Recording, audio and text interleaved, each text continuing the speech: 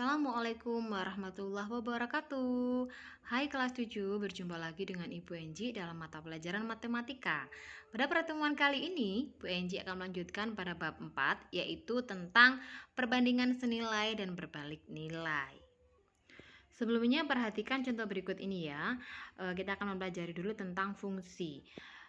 Sebuah kolam diisi dengan air dengan ketinggian air naik 8 cm tiap jamnya. Jadi ketinggian airnya naik 8 cm tiap jam. Misalkan Y adalah ketinggian air setelah X jam. Apakah Y adalah fungsi dari X? Nah, kita selidiki sekarang ya. Jadi ketinggian air yang naik setiap 8 cm per jamnya itu berarti kita misalkan dia sebagai Y-nya, ketinggian airnya ya. Sedangkan setelah waktunya kita misalkan sebagai X per jamnya. Nah, tadi sudah ketentuan bahwa dia ketinggian airnya itu akan naik 8 cm setiap jamnya. Jadi kalau di jam ke-0 berarti kan ketinggiannya masih 0. Nah, ketika dia ke jam 1 jam pertama berarti dia naik 8 cm. 1 jam keduanya berarti dia naik 16 cm. Nah, untuk yang setelah waktu 3 jam berarti dia naiknya sebanyak 24 cm.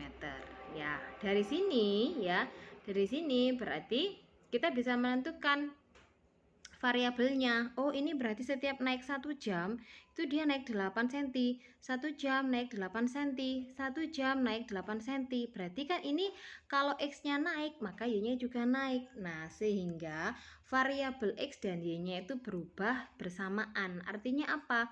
Kalau X-nya naik, berarti Y-nya naik gitu ya.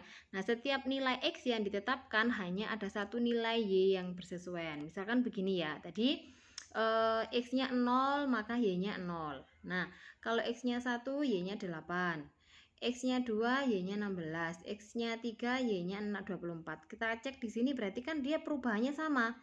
Ini perubahannya setiap 1 jam, ya kan, 1 jam semua, sedang ketinggiannya itu juga sama, naiknya dia setiap 8 cm, 8 cm, 8 cm. Nah, berarti kan nilainya yang berubah tetap. Nah, karena setiap perubahan tadi mempunyai nilai yang tetap, maka pernyataan ini dia merupakan suatu fungsi gitu ya.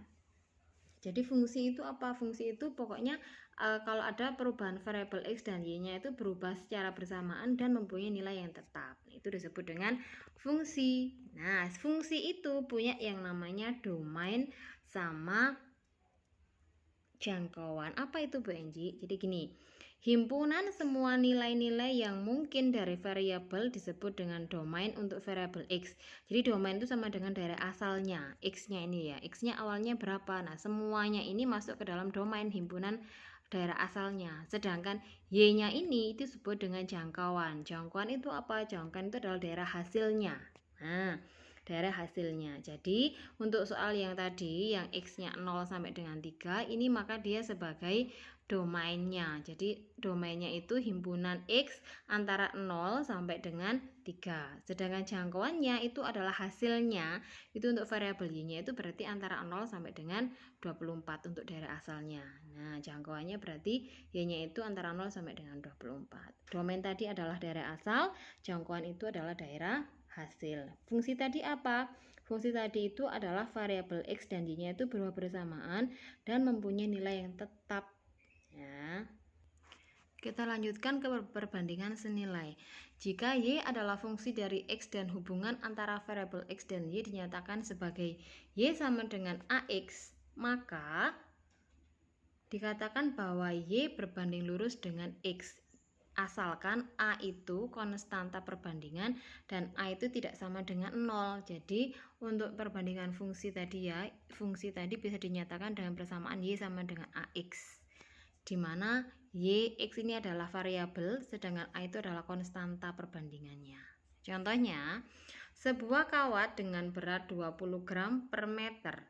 Berat X meter adalah Y gram. Jika Y dinyatakan dalam X dengan persamaan, maka Y sama dengan 20X. Artinya apa? Jadi ini tadi kan beratnya 20 gram per meter. Nah, berarti kan X sama Y-nya ini sebagai variabelnya. Variabel apa itu apa? Peubahnya. Jadi kalau X-nya di sini per meter ya, sebagai per meternya ini. Jadi kalau X-nya 1 ya tetap 20. Kalau X-nya 2 jadi dia 40. Nah, berarti X sama Y-nya itu peubahnya. Jadi Y itu akan berbanding lurus dengan X dan konstanta perbandingnya selalu tetap, yaitu berapa? 20. Jadi kalau ada Y sama dengan 20X, berarti kan 20 ini sebagai A-nya, sebagai konstanta perbandingannya. Dan dia bersifat tetap konstan gitu ya. Kita lanjutkan ke menyusun persamaan perbandingan senilai. Nah, ini kita susun dulu perbandingan senilainya. Bu Enji punya contoh seperti ini. Diketahui Y berbanding lurus dengan X. Jika X sama dengan 2, maka Y sama dengan negatif 8.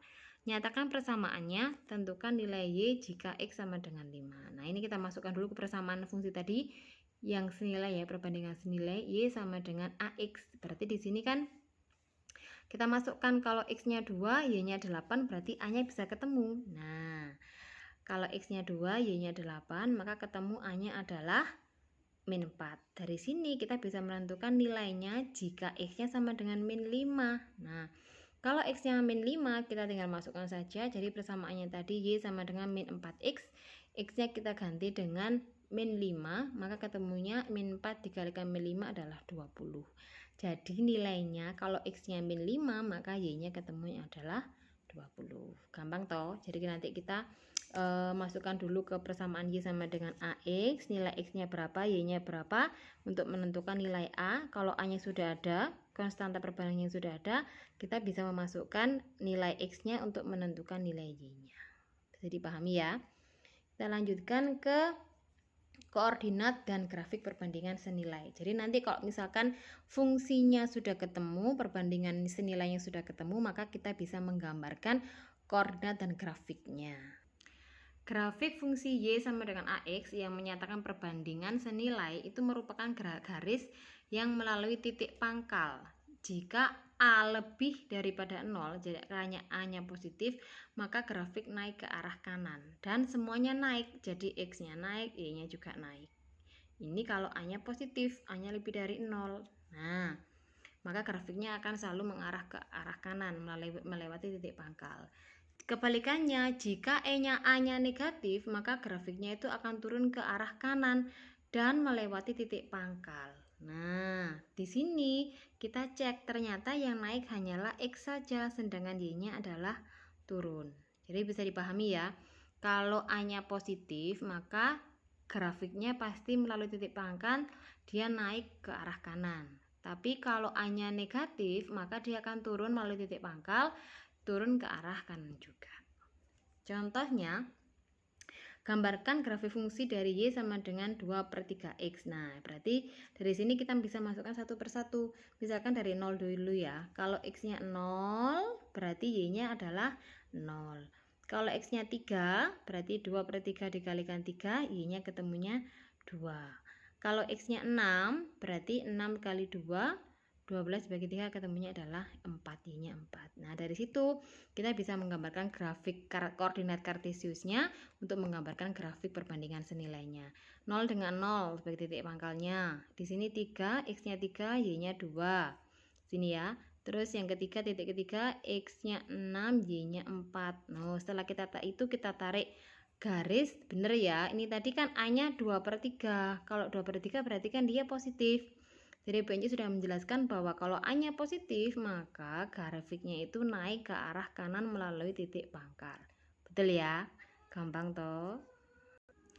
Nah, ini yang terakhir sebagai penghujung di pembelajaran hari ini. Seperti biasa Bu Enci kasih tugas untuk mengetahui seberapa dalam kalian dalam mempelajari materi yang telah Ibu Enci terangkan tadi. Videonya bisa kalian putar berulang kali, bisa juga kalian bisa googling YouTube ataupun buka sumber belajar yang lainnya, asalkan sama pembahasannya ya, yaitu tentang fungsi, grafik fungsi ya.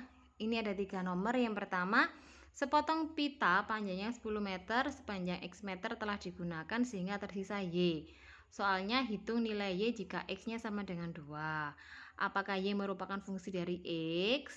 Tentukan jangkauan jika domainnya X itu antara 0 sampai dengan 7. Nah, ini berarti untuk mengecek tadi fungsi apa enggak? Berarti silakan dicari nanti nilai X dan Y-nya. Nah, nanti perubahannya bagaimana? Konstan apa tidak? Nah, kalau konstan berarti dia masuk ke fungsi. Nomor 2, manakah yang menyatakan Y berbanding lurus dengan X? Tentukan konstanta perbandingannya. Artinya kalau X dengan Y-nya berbanding lurus berarti tadi Y sama dengan AX. Pasti itu nanti masuk ke perbandingan yang lurus senilai.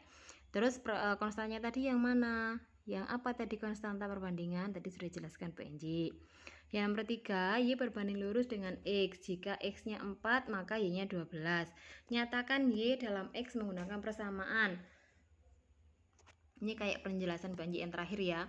Jadi ini silakan dimasukkan dulu dalam rumusnya Y sama dengan AX untuk mengetahui A-nya. Nah, kalau sudah kalian masukkan nilai-nilai X-Y-nya, nah nanti bisa ketemu persamaannya. Kalau sudah ketemu nilai A-nya, bisa digunakan untuk mengerjakan yang B, perintah yang B. Kalau sudah bisa menjawab, maka bisa mengerjakan yang C, tinggal digambar saja. Oke, seperti biasa PNJ akhiri. Nanti kalau sudah selesai bisa langsung dikirimkan ke WA pribadinya PNJ. PNJ akhiri. Wassalamualaikum warahmatullahi wabarakatuh.